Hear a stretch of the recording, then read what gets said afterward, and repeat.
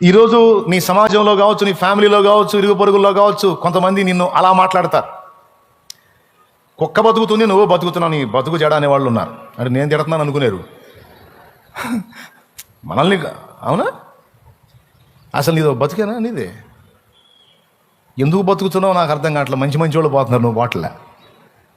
అసలు నీ జీవితం ఒక జీవితమేనా? నీ బతుకు ఒక బతుకేనా? ఆ బతుకు ఒక విలువ, ఒక అర్థం, పరమార్థం ఉందా? నీ బతుకు అనిపించుకున్న వాళ్ళు మస్తు మంది ఉన్నారు ఇక్కడ. ప్రజెంట్ కూడా అదే సిచ్యువేషన్లో ఉన్నాను. చేతులు ఎత్తండి. ఎప్పుడో అనిపించుకోవటం కాదనయా, ఇప్పుడు కూడా ఏ సన్మానాలు పొందుతున్నా అన్నోళ్ళు చేతులు ఎత్తండి. అవునా? ప్రజెంట్ కూడా లైన్లోనే ఉన్నారా? దేవునికి మహిమ. అచ్చం ఆయనను కూడా అలానే అనుకున్నారు. కానీ నిన్ను అనేవాళ్ళకి తెలియదు నీ మీద దేవునికున్న ఏర్పాటు.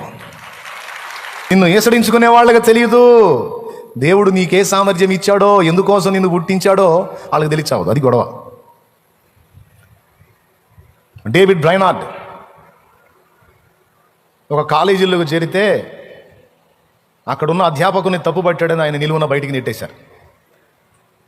డైరీలో రాస్తారు ఆయన గురించి, రాసి మ్యాటర్లో ఆ విశ్వవిద్యాలయం ఎంత దరిద్రంగా అయిపోయింది, ఎంత ఆధిక్యత పోగొట్టుకుంది.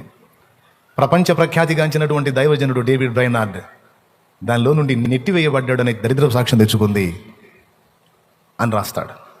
అంటే వాళ్ళకి తెలియదు వాళ్ళు నెట్టివేస్తున్నాడు, వాళ్ళు త్రోసేస్తున్నాడు ప్రపంచానికే ఆశీర్వాదకరమైన దైవజనుడు అవుతాడని. ఈరోజు నీ కడుపును పుట్టిన పిల్లల్ని కూడా నువ్వు అట్లనే అంటుండొచ్చు, ఓ తల్లి, ఓ తండ్రి. వాళ్ళని చూసి నువ్వు నెత్తి కొట్టుకుంటుండొచ్చు. మిగిలిన పిల్లల్ని చూసి నువ్వు బాధపడుతుండొచ్చు. వాళ్ళంతా చురుగ్గా ఉన్నారు, వీడింత దరిద్రంగా తెచ్చాడు, నా కర్మ ఏందో అని, వీళ్ళగతి ఏందో, అసలు వీడి పరిస్థితి ఏందో అని నువ్వు ఆవేదన చెందుతుండొచ్చు. కానీ వాళ్ళని పుట్టించింది నువ్వు కాదు, వాళ్ళని పుట్టించింది నిన్ను కూడా పుట్టించిన సృష్టికర్త. వాళ్ళ మీద ఆయనకున్న ఉద్దేశం ఏదో ఆయనకుంది, ప్లాన్ ఏదో ఆయనకుంది, ఏర్పాటు ఏదో ఆయనకుంది, ప్రణాళిక ఏదో ఆయనకుంది. దానిలోనికి వాడు వచ్చిందాకా పిచ్చోళ్ళలాగే కనపడతాడు. దేవుని ఆలోచనలోకి, ప్రణాళికలోకి వాడు వచ్చిందాకా సోదరులాగే కనపడతాడు. ఆ ఏర్పాటులోకి, ఆ లైన్లోనికి, ఆ ట్రాక్ మీదకి వచ్చిన తర్వాత వాడు నీకు అందడిక. అప్పుడు పోయి నీ బుర్రా వీడినేనా నేను ఇలా అనుకుందని పక్క. స్తోత్రం.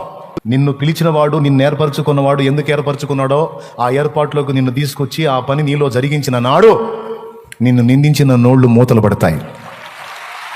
నిన్ను అవమానపరిచిన నోళ్లు సిగ్గుతో తల దించుకుంటాయి. ఏం కలత చెందాల్సిన అవసరంలా, కృంగిపోవాల్సిన అవసరంలా. నీ కడుపున నువ్వు కన్న బిడ్డల విషయంలో కూడా ఏర్పాటు ఉంది.